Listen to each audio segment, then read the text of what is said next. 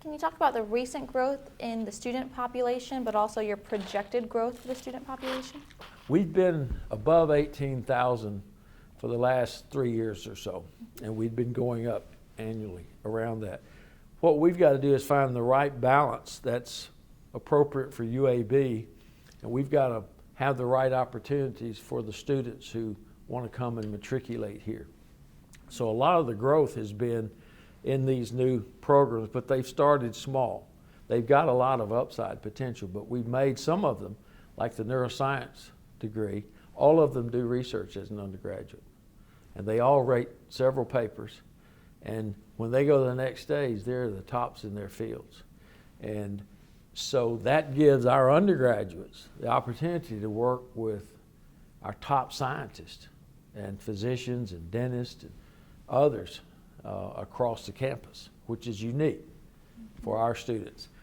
We've got some new programs in College of Arts and Sciences and in other areas that will lead to our growth. And we don't want to grow just to grow, but I suspect that we'll probably pass 2,000 or 20,000 students in the next 2 or 3 years, something like that.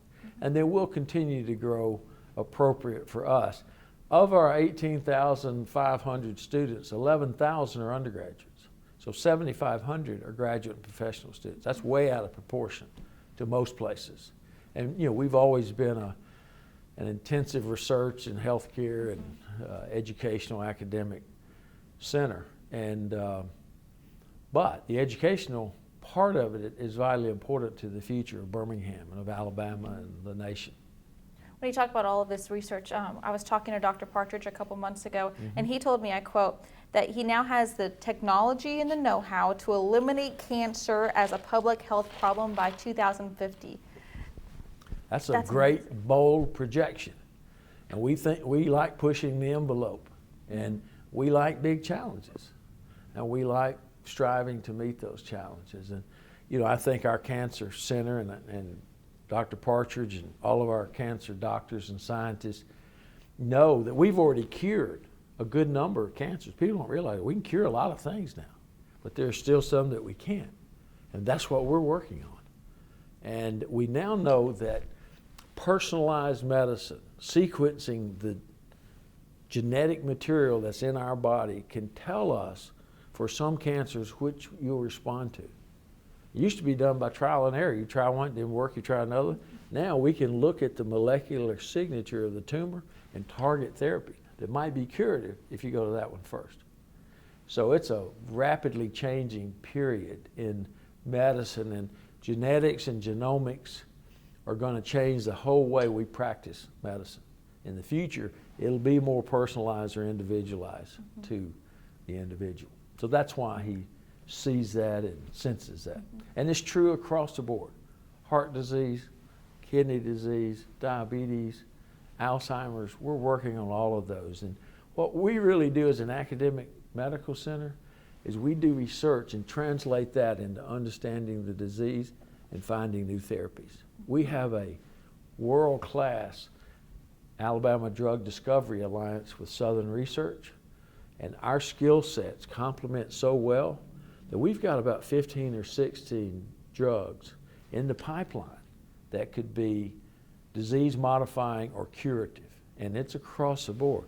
Cancer, diabetes, kidney failure, Alzheimer's, Parkinson's, heart disease, and many others. So we expect some of those to become blockbusters. And what we want to do there is we want to work with a partner and create a company or work with a company and keep them here and grow the knowledge and technology-based economy of Birmingham and Alabama. Some of the projects you just mentioned, as well as everything going on. Okay, so all of this research, so it's symbolic of UAB's role nationwide, really, in research. Nationwide and globally. Every new treatment comes from research. And research is not, poof, I've got an idea and let's do it. It's hard work. And you got to study it and work at it, take it a step, a day at a time, but build on the knowledge base. And that's called translational science and translational medicine, where you take a discovery, say from an animal model of a disease like Alzheimer's, figure out what's going wrong at the molecular level and make a new molecule that will solve that or stop that process or overcome that process.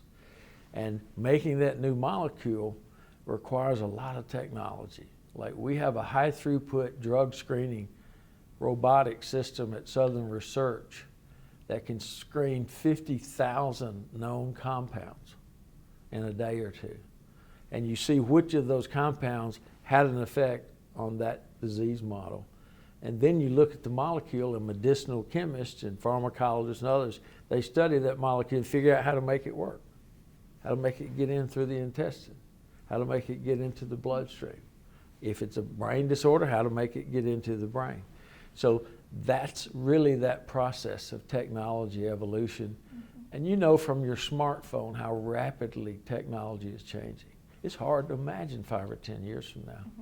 So the ability now to sequence your genome, take blood from you, sequence your genome, it costs about $1,000 or $2,000 of research time and a $1 million machine, but it can be done. And so that's going to be the future as it becomes less expensive and more readily available. We've got some very exciting, strong collaborative projects with Hudson Alpha in Huntsville, and our geneticists and their geneticists and our scientists and doctors working with there. We've got some great opportunities to solve some of these diseases faster. And the partnership with Southern Research just couldn't be stronger. We've even started a new medical device development initiative with Southern Research and us to create devices that can help solve problems for patients with various kinds of issues and diseases. So couldn't be a more exciting time for UAB and for Birmingham than right now. I know that this year the university ranked as far as how much research funding it got. What do you expect for 2016 as far as research funding? Well, we ranked 10th among all public universities, and the only ones bigger that are ahead of us are about 100 or 200 years older and a lot bigger. But we're going to continue to do well and grow. In the last 2 years, we've grown our NIH funding 20%, and that's with a flat budget. So our faculty have been working hard together to get more grants. We've gotten bigger grants where a critical mass of our great people work together, and we're recruiting new talent. We want to add to our research base and our physician base to continue to grow to meet the needs of the people of Alabama. And we have an opportunity to be a world leader, and nothing short of that is our goal. There was a ranking based on scholarly publications and contributions to the scientific literature this past year. We ranked in the top 1% of over 5,000 world universities. We're one of only 8 universities in the Southeast to do that, and that's based on objective criteria. So we're excited about it. We got great people. We want to continue to thrive and grow. We recruited excellent new leaders. So we couldn't be better positioned to grasp the future and go with it. I have one more research question. Sure. We were there a couple weeks ago in Dr. Dean Sicking's lab where we saw the football, there were dummies of football players and they were crashing just to study concussions and the helmets. This is an example though, talk about how the research is not just medical.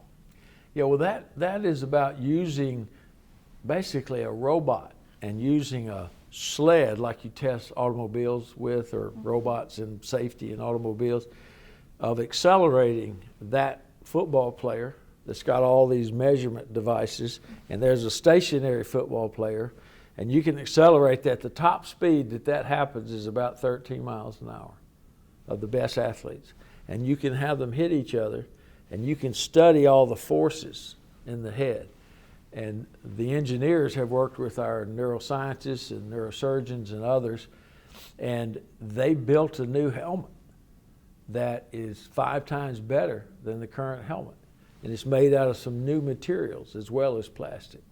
So they're working to reduce the incidence of concussion significantly.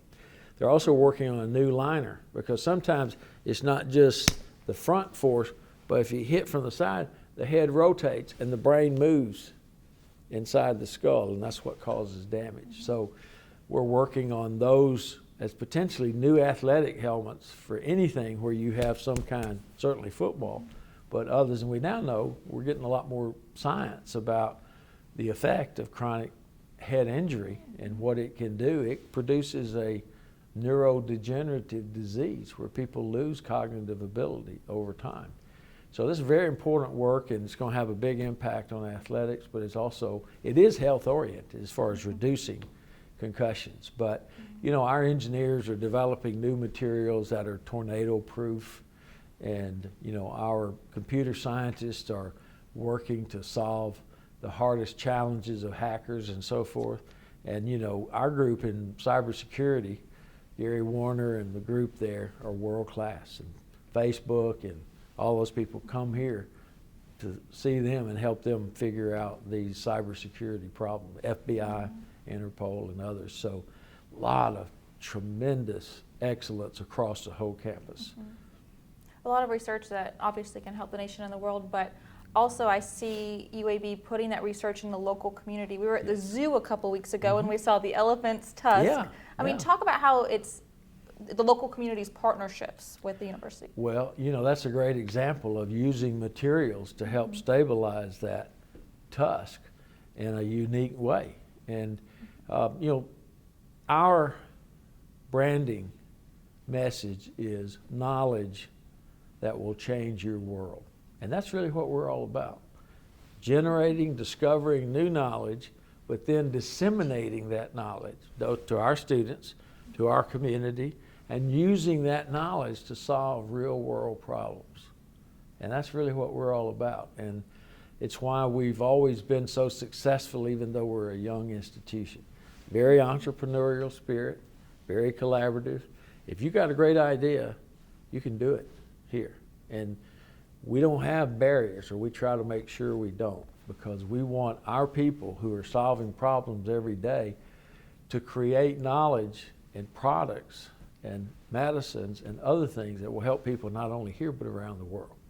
And we want to capture the commercial potential of that, drive resources back to Birmingham, back to UAB, and reinvest that to do even more. So it's a real ecosystem of innovation and collaboration that's made UAB a special place. And our people are our greatest asset, and we've got a lot of person power around here.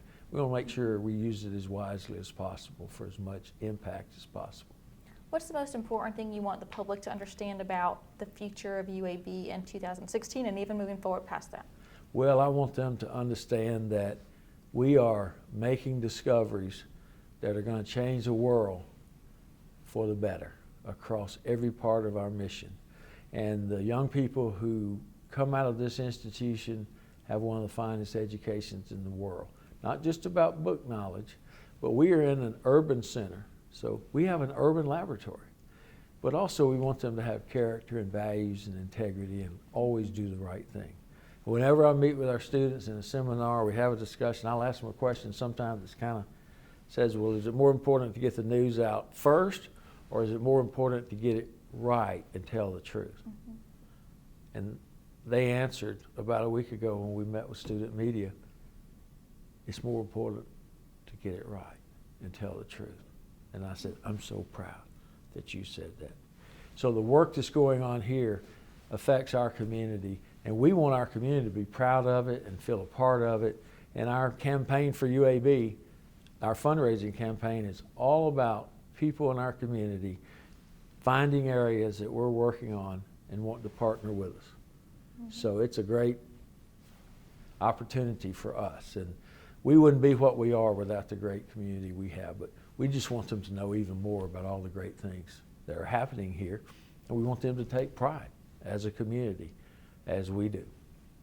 While we have time with you, I want to ask you one more thing about being the incoming chairman now of the Birmingham Business Alliance. What is that going to mean for you and for the university and the city? You know, I share with our students, our faculty, our leaders, community, we can't ask other people to work hard on behalf of our community if we're not willing to. So when the BBA leadership asked me a year ago to consider this, the people asking me are some of the busiest people in Birmingham who run large organizations, and I have seen them do it, and it's a team effort. So I think that I'm privileged to represent UAB, and I take it very seriously, and we're going to do great things for our economy in the coming year. And you just look around Birmingham right now, there are cranes everywhere. There's more building, over $1 billion of capital investment in the last year in Birmingham, and creation of new jobs. We want to help Birmingham be the healthiest and most prosperous community possible.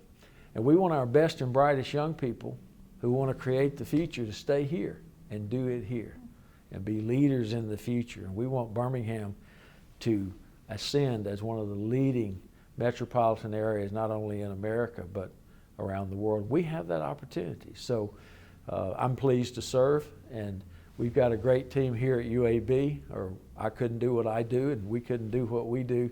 And it's all about teamwork and collaboration. So I'm excited about it and look forward to a great year. Is there anything else you want to tell me? You answered all my questions. No, I think you covered a lot of great topics, and we could talk the rest of the afternoon about a lot of other things that are going on. But I think you've got some rich material, and I think Jim shared with you some, maybe our State of the University address where I talk about some of those kinds of things. He did. Might be worth just seeing where some of these fit. But yeah, no, I think you've done a great job. I appreciate it very much. Thank you, President Watts. We appreciate your time. Thank you.